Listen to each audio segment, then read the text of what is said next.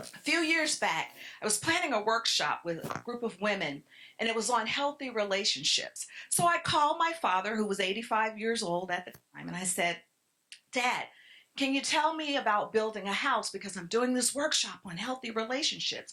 So my father starts and he says, well, baby, because that's how he referred to me. He said, when you build a house, the first thing you need is a firm foundation, because your foundation has to be strong enough to withstand the storm. But I knew from my father that foundation was God.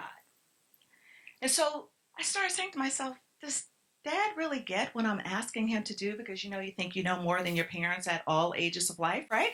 So I'm like, is he really getting what I'm asking? But the Spirit said to me, just wait and listen. So my father continued. He said, after you have that firm foundation, then you need to build your walls, because your walls are on that foundation. And he said, you have to select the best pieces of wood for that wall. And that means that you have to learn to love and care for yourself, because your walls will determine what comes in and out of your house. And so then he moves on and he says, after you have your walls, you need to make sure that you have a secure roof, because if your roof is not secure, it will allow the elements to start coming in and damage your walls. And that means you have to be careful who you hang around, because who you hang around will determine exactly where you will go in life.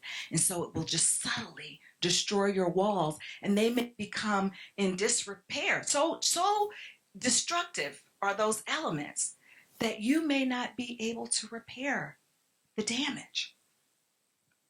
And then he said to me, you also have to have reinforcers for that house. Because you see, your reinforcers secure whatever you have learned, and you have to be able to apply it. He said, just like you went to learn to study the Bible, if you don't apply what you know, it means nothing. You will revert back to your old ways. Wow. I could not believe it. My father, who had an 8th grade education, had just told me, with all of my knowledge and all of my high education, how to build the psychological houses of our lives.